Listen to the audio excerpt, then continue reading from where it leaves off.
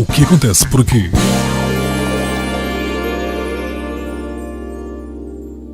Albano Teixeira, conte-nos a sua história relacionada com os bombeiros de Vilamiá. A minha história com os bombeiros de Vilamiá começa em 1986. O meu pai era fundador e é bombeiro fundador daquela casa. Iniciei o meu percurso de bombeiro como cadete, depois fui evoluindo, progredindo na carreira, sempre acompanhando as formações todas durante o desenrolar dos anos. Frequentei várias ações de formação, formei-me formador da Escola Nacional de Bombeiros na área de salvamento e desencarceramento. Fui progredindo na carreira como bombeiro, concorrendo em concursos quer a nível interno, quer a nível externo, sempre bem classificado, e atingi o topo de carreira de bombeiro, que é o posto de chefe. Após ter sido chefe, função que exerci orgulhosamente durante um ano, fui convidado para assumir as funções de comandante.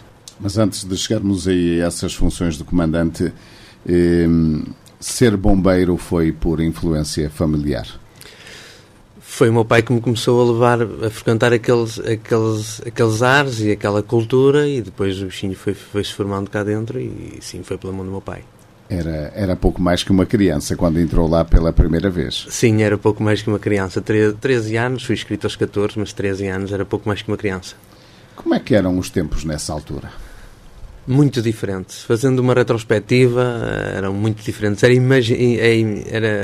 inimaginável, nos tempos de hoje, pensar o que se passava naquela altura. Muitos recursos menores, menos bombeiros, EPI praticamente era escasso, não existia,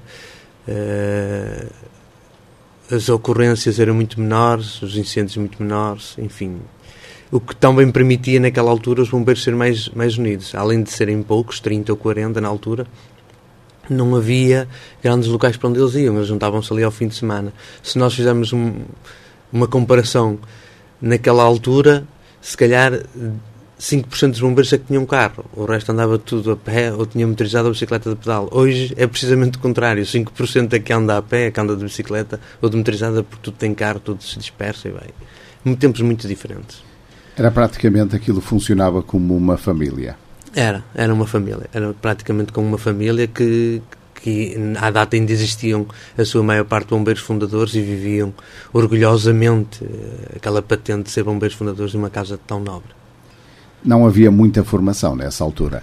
Era a formação que existia. É curioso que a formação que existia, eu aplico esse exemplo ainda hoje, era tudo à base de ordem unida, de fazermos escadas. Nós tínhamos que saber era marchar bem, andar com as escadas. Eu com 13, 14 anos, eu já sou magro naquela altura, um miúdo, tinha que fazer as escadas. Era muito diferente, ou seja, a componente prática ou técnica que se exigia na altura era um curso de socorrista de 20 horas, que era o básico mesmo, portanto era muito escasso. Grande parte da informação passava dos bombeiros mais velhos para os mais novos. Naquela data, sim, o conhecimento, a formação também alguma. Esse curso de socorrismo já era uma patente exterior que vinha ao Corpo de Bombeiros, na altura a Cruz Vermelha, que vinha ao Corpo de Bombeiros dar a formação aos novos bombeiros. Foi sentindo ao longo dos anos que a evolução se foi fazendo? Sim, muita evolução e bem. E quando digo bem, digo porque ela foi aplicada e ajustada à realidade dos dias de hoje. À realidade no ponto de vista do socorro, da emergência e daquilo que é pretendido no nosso cotidiano, que está cada vez estamos mais rodeados de riscos. Os riscos existentes são todos os dias permanentes. Quando é que foi então convidado para ser o comandante? Eu fui convidado, antes deste convite para ser comandante, eu fui abordado para ser adjunto de comando numa equipa, a equipa que me antecedeu. Mas na altura considerava-me ainda muito novo e também que tinha um projeto de vida e que tinha-me casado há pouco tempo e achei que não era o momento certo. No dia que fui convidado para ser comandante do Corpo de Bombeiros, foi no dia 1 de fevereiro de 2007, ponderei, aconselhei, recolhi algumas opiniões de amigos, de pessoas amigas e de família e depois então decidi avançar. Como é que encontrou os bombeiros nessa altura? Sabia como estavam, mas estar numa posição de liderança era diferente? Era diferente, muito diferente. Eu sabia, conhecia a casa, sabia como é que como é que as coisas funcionavam. Nós na altura não tínhamos comandante, tínhamos segundo comandante e um adjunto. A casa estava um pouco desorganizada.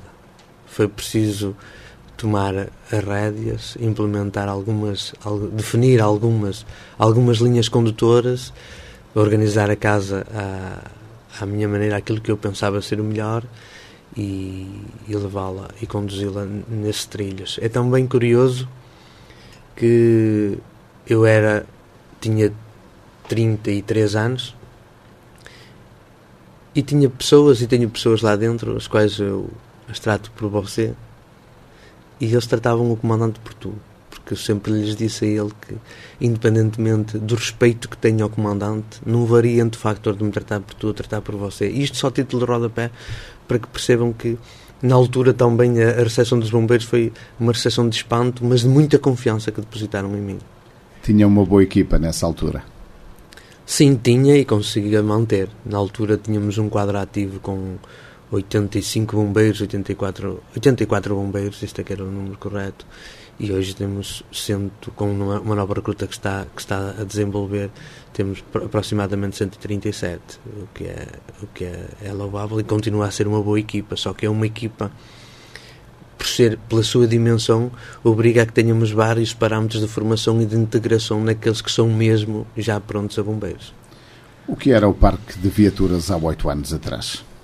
Era um parque de viaturas já com alguma qualidade, porque as direções que passaram sempre tiveram esse cuidado em equipar os bombeiros com base na sua qualidade e naquilo que era exigido. Em termos de ambulâncias, tínhamos uma ambulância que é uma unidade de cuidados intensivos, que ainda lá permanece, e uma viatura medicalizada. Na parte dos veículos de combate a incêndios florestais, também tínhamos sido há pouco tempo contemplados com 2 veículos de financiamento, estávamos razoavelmente bem. Como é que foi planeado o trabalho nessa altura? E não se recorda? O trabalho nessa altura foi trabalhado e planeado no sentido da coordenação interna e do funcionamento interno do Corpo de Bombeiros. Eu, quando assumi funções, a Central de Comunicações era feita por voluntários durante o horário noturno e aos fins de semana, portanto estava ali uma lacuna que tinha que ser resolvida. Na altura, aquilo que foi por mim implementado foi a criação de uma Central de Comunicações profissional, na altura liderada por um bombeiro, que ainda hoje é funcionário, na altura era bombeiro de terceira, e eu senti nele competências para liderar aquele projeto comigo.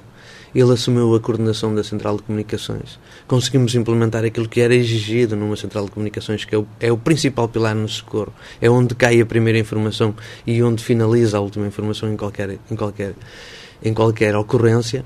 A rapidez aí é muito importante. A rapidez, o profissionalismo e, acima de tudo, a sensibilidade de quem está no telefone. A pessoa que está no telefone tem que pensar sempre que do outro lado está alguém que precisa de socorro. Então a nossa calma tem que ser sempre superior à da pessoa que está do outro lado a efetuar a chamada, e tem que ser uma análise no sentido de recolher o máximo de informação possível para que nós lhe possamos prestar o socorro adequado. Era esta a minha ideia. Conseguimos implementar a Central de Comunicações, ela hoje está a funcionar bem. A outra das situações foi organizar tudo o que era de ficheiros e de documentação dos bombeiros, porque eu não tinha gabinete de comando. Aquilo que eu tinha era um espaço cheio de caixas e de papel. Tive que organizar aquilo tudo. Também havia lá um rapaz, que hoje é um homem e é funcionário também, com jeito para isto. Comecei a captá-lo. É hoje a pessoa que faz a secretaria de comando todo. As linhas condutoras foram estabelecidas por mim e pela equipa que me acompanhava. E foi depois caminhar um pouco também, além desta organização, na formação mais específica no Corpo de Bombeiros. Sentir também, em parte, o que é que os bombeiros sentiam falta do outro lado. Eu sabia e identificava algumas lacunas, mas ir ao encontro das necessidades de cada um. Porque aquilo não é uma casa de comandante, aquilo é uma casa de todos. Formámos e arranjámos um formador da área de socorrismo, portanto já tínhamos um formador das áreas mais importantes naquele sentido no Corpo de Bombeiros. Evoluímos sempre na formação e no reforço e na sensibilização interna para a segurança e para o uso obrigatório de equipamento de proteção individual e conseguimos chegar aos objetivos, que é, felizmente, nada de grave aconteceu e continuamos a ter a qualidade. Nestes últimos 8 anos, os bombeiros passaram a ter uma formação, quase diria, de topo. Sim, sempre, durante o tempo que eu fui comandante, foi sempre o meu principal objetivo. Não só a formação, como a informação. Se era um dado novo adquirido, nós tínhamos logo a preocupação de passar aquilo ao corpo ativo, de forma a que as dúvidas fossem esclarecidas e que a partir daquele momento todos começassem a executar da mesma maneira. Foi sempre uma preocupação e felizmente conseguimos. Os bombeiros estão receptivos a essa formação? A disponibilidade dos bombeiros é cada vez menor, porque infelizmente a situação financeira, a situação do país obriga a imigração e obriga alguns a estarem deslocados durante um mês fora e só têm um fim de semana com as famílias. A formação para os que têm disponibilidade é receptiva por todos. Para aqueles que não têm disponibilidade é impossível por vezes de acompanhar. Então existe um quadro que é criado, que é daqueles que infelizmente temporariamente não podem estar no ativo e depois, para regressar ao ativo, são novamente preparados para frequentar a formação e regressar às suas atividades. Comandante Albano Teixeira, viveu também os piores momentos da corporação, que levou ao descalabro financeiro. Como é que foram esses momentos? Olha, foram momentos de uma revolta tremenda, porque nós todos os dias trabalhávamos arduamente, empenhados em prol daquela causa e daquela casa. Sabíamos e sabemos que ela depende de alguns recursos de trabalhos exercidos por nós, e quando fomos confrontados com essa situação de enorme tristeza, aquilo caiu como que tem uma bomba, se bem que há algum tempo atrás já nos tínhamos apercebido dessa situação. Foi muito, muito desagradável. Sentiu-se traído nessa altura? Sentimos-nos todos. Foi com enorme tristeza que via notícias nos jornais, primeiras páginas dos jornais: bombeiros de Vilamiá devem, bombeiros de Vilamiá não pagam, bombeiros de Vilamiá na falência, quando que os bombeiros não tinham feito nada, nem contribuído em nada para aquilo, só tinham contribuído com o trabalho e continuavam a contribuir. Alguma vez chamou a atenção dos diretores dessa altura?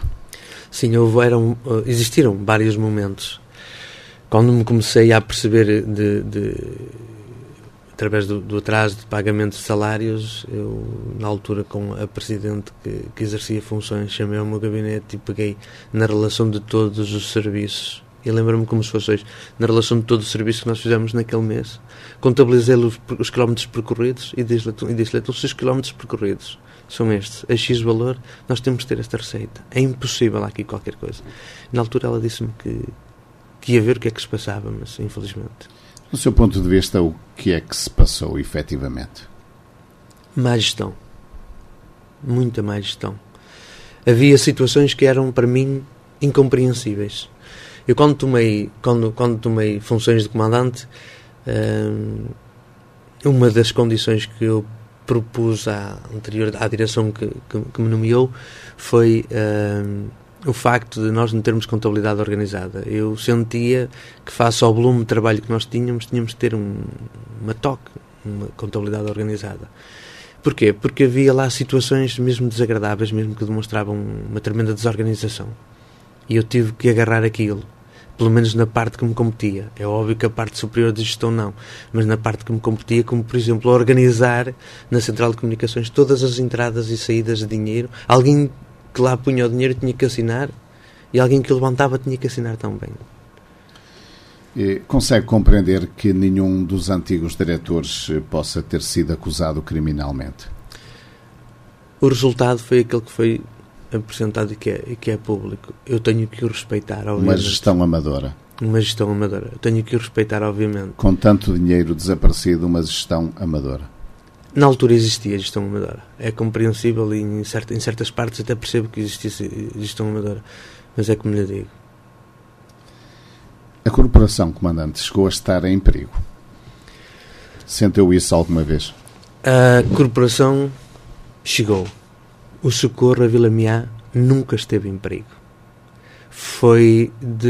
É de louvar de louvar, e nunca é tarde para o dizer, e sobre este assunto, em todos os locais que passo, frio sempre isto, os bombeiros de Vila Meada estiveram sempre unidos na prestação de socorro às populações. A corporação chegou a estar em causa quando efetivamente nós nem, além de não termos dinheiro nenhum, não poderíamos receber dinheiro nenhum porque as contas estavam todas bloqueadas. Como é que viveu esses 3 meses? Foram dramáticos? Muito dramáticos. Era muito triste sair de casa. O primeiro mês ainda passa bem, de salário, sem salários ainda passa bem. O segundo mês as palavras começam a ser poucas para dizer a 16 funcionários quando eu não era patrão, eu era só o comandante. E as pessoas estavam lá à minha espera, algumas estavam lá à minha espera de manhã e perguntavam muitas das vezes: comandante, então como é que vai ser a minha vida? Bem aí o mês de dezembro, estamos a falar em novembro, dezembro, 2 meses. E era muito, muito triste chegar lá e ver aquelas pessoas que dependiam do salário para as suas vidas e não ter o salário, não estar com salários em dia, quando eu sabia que efetivamente, ou que provavelmente a situação estava difícil, estava mesmo difícil, estava muito difícil. Então era motivá-los, a dizer-lhe que tínhamos que trabalhar hoje para sermos melhor amanhã, que amanhã alguém havia de reconhecer o nosso trabalho, que nós que não poderíamos de forma alguma abandonar o barco. Cheguei-lhes a dizer que o último a sair seria eu, e mais do que uma vez, e pô-los à vontade, porque eles sabiam que nós não tínhamos ninguém, só me tinham a mim, e pô-los à vontade. Se alguém quisesse ir embora, estava no seu legítimo direito, eu não seria a pessoa para lhe apontar o dedo. Agora, ficava muito agradado se conseguíssemos aguentar até à solução. Viveu aí provavelmente os piores momentos da sua vida? Sim, como comandante de bombeiros, sim. Há outros momentos de tristeza, mas este foi dos piores momentos da minha vida. De manhã, no banho, até tomar o pequeno almoço, tinha que me preparar mentalmente e psicologicamente, ser muito forte para encarar aquilo. Encarava-os, sempre de cabeça levantada, tínhamos uma conversa e muitas das vezes sentávamos no meu gabinete e fechava a porta. A nova direção, a que se mantém em funções, veio inverter a situação? Sim, felizmente, ainda bem que sim. Porque durante esse período também algumas pessoas me ajudaram a tentar encontrar uma solução, a tentar encontrar uma direção. Esta direção, quando chegou, uma direção jovem, com ambição, desconhecendo em parte o valor da dívida. Nós também não conhecíamos o valor da dívida, só a auditoria que o veio aprovar, mas era uma direção que merecia da nossa parte, da parte do braço armado daquela corporação e daquela associação que é os bombeiros, merecia da nossa parte todo o apoio, e felizmente os dados estão em cima da mesa. E logo desde o primeiro dia que os bombeiros decidiram ajudar. Sim. Como é que surgiram esses 65 mil euros? No dia que esta direção tomou posse, em Salão Nobre, eu disse ao atual Sr. Presidente da direção que a direção teria que gerir as contas e de gerir a associação e a sua recuperação financeira, mas quem tinha que trabalhar eram os bombeiros, e os bombeiros estavam lá dispostos a trabalhar, porque quem aguenta aqueles meses que se passaram para trás aguenta os meses que se avizinhavam. E também lhe disse que o pior tinha passado. Para mim, o que eu senti naquele momento, o pior tinha passado. Além da dívida ainda está toda para pagar, e além de ainda termos que vir a descobrir tardiamente que a dívida que o valor era outra. Mas o pior tinha passado. Era alguém que gerisse as contas, porque o trabalho esse ia continuar, e o trabalho e a envolvência de todo o corpo ativo era unânime. Ali foi um ponto de partida para, em abril, maio, quando não havia dinheiro, que mesmo assim não havia dinheiro. Eu ter uma conversa com o Presidente de Direção e disse-lhe que tinha pensado numa solução de pedir aos bombeiros para eles contribuírem, em parte, com um valor simbólico do subsídio de disponibilidade que recebem durante a época florestal para a associação. Ele disse-me que era com bom agrado que via isso, então eu reuni o corpo ativo todo e fiz-lhe a proposta. Fiz-lhe a proposta no sentido de cada bombeiro contribuir com 30 cêntimos de 1,78€ que recebe por hora, 30 cêntimos. Até apetece sorrir, mas é verdade. Para ajudar a associação. E quando falo 30 cêntimos cada bombeiro, incluo todos os bombeiros. Eu, o primeiro. E todos juntos conseguimos, ano a ano, nestes últimos anos que se avizinham, ter oferecido à associação o valor de 65 mil euros, o que nos orgulha imenso. Contava que nestes últimos 4 anos esta recuperação económica pudesse ser assim tão efetiva? Não. Se fosse dizer que contava a data de hoje estarmos com as contas como estamos, não. Dizia que não. Contava sim que ela fosse recuperável, e ela era recuperável porque sabia, eu, tal como outras pessoas, sabíamos que aquela casa tinha a obrigação de faturar mais do que aquilo que gastava. Isso sabia. Uma notícia que surgiu recentemente é que o comandante Albano Teixeira está de saída da corporação. Essa notícia caiu em Vilamiá que nem uma bomba. Comandante, o que é que se passa? Infelizmente, sou obrigado a abandonar um projeto qual eu me dediquei ao longo destes anos.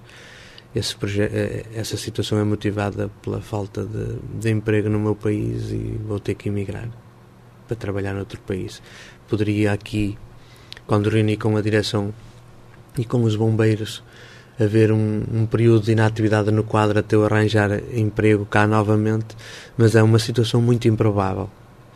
E eu penso que só ia prejudicar o corpo ativo, só ia prejudicar os bombeiros, porque um comandante presente é uma coisa, um comandante ausente é outra coisa. Eu senti de parte de todos esta vontade, mas também temos que saber pensar efetivamente aquilo que é melhor para os bombeiros.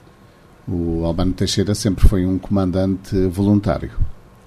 Eu fui comandante voluntário, sim. Eu fui funcionário da associação como mecânico, foi o último emprego que eu tive. Depois esta direção entendeu fechar a oficina e então eu fui despedido por extinção do posto de trabalho. E não havia a possibilidade de se tornar o cargo profissional? Não se justificava? Bom, se havia a possibilidade, isso nunca ninguém me falou sobre isso.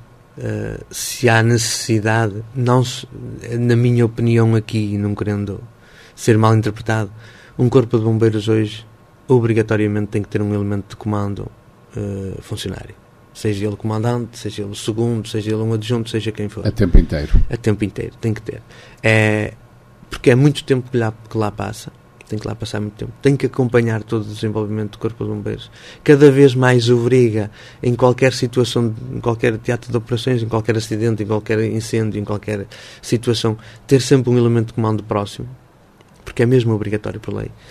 E também a componente da gestão de um corpo de bombeiros com a dimensão ao de Vilamiá. Aqui na nossa área envolvente há uma corporação que não tem, que é a Vilamiá. Todos os outros são profissionais? Sim, todos os outros são profissionais. Contava que lhe fizessem esse convite? Não, porque não contava, porque se fosse a intenção de me fazer esse convite, não me tinham despedido há 3 anos. Comandante, formou-se em Engenharia de Proteção Civil. O que é isso concretamente? Engenharia de Proteção Civil é um curso novo que surgiu em 2009 ou 2010. Eu, na altura, senti que um comandante tem que ter formação, cada vez mais. Senti essa necessidade. Bombeiro está relacionado com Proteção Civil, é uma área que eu gosto, que sempre dediquei a minha vida a isso, e frequentei durante 3 anos. A Proteção Civil, a Engenharia em Proteção Civil é um curso que é específico à Proteção Civil, à segurança, aos riscos, ao combate, à prevenção, a tudo que envolve. Quando falamos em todo o envolvimento de Proteção Civil, falamos especificamente neste curso. Gostaria de ter colocação em Portugal? Adorava mesmo. Quando nós fazemos como eu, que comecei a trabalhar aos 14 anos, numa arte que foi mecânico, fui evoluindo ao longo dos anos, sempre com uma ponta de tentar um dia mais tarde fazer um curso. Aos 39 anos dediquei-me a fazer uma licenciatura, sempre com o objetivo de arranjar um emprego nessa área, não o escondo, sempre de arranjar um emprego nessa área. E depois, aos 41, ser obrigado a abandonar um projeto destes de vida é frustrante. Já tomou a decisão de emigrar? Infelizmente já teve que ser tomado. Já tem lugar para si e fora deste país? Já tenho lugar para mim fora deste país. De outra forma não poderia fazer, ou seja, eu esgotei todas as minhas capacidades até ao último momento a tentar evitar ao máximo de ir para fora, porque eu não quero, mas infelizmente não consegui e tenho que me agarrar àquilo que me aparece. Vai ser uma dor para si muito grande deixar este projeto? Bem, já está a ser. Ainda não fui, já está a ser. Imagino quando... Por todos os motivos e mais algum. E juntou os bombeiros para lhe comunicar as razões da sua saída. Como é que sentiu que foi essa reunião? Olha, eu fiz uma reunião prévia com as FIAs e já foi um momento de grande emoção. Depois, o meu adjunto sugeriu-me que fizesse uma reunião com o corpo ativo todo. Eu fiz uma reunião com o corpo ativo, foi um momento de grande emoção para mim. Acho que foi a forma mais nobre que os bombeiros tiveram de me agradecer todo o trabalho que fizeram por mim. E também há outra coisa que a mim me marcou muito, que é o facto de eu sentir que bombeiros que só foram meus comandados, que não chegaram a ser meus colegas como bombeiro, eu sentir que a partir do momento que o Albano deixa de ser comandante, tem ali amigos. Isso é muito gratificante. Foram momentos de grande emoção.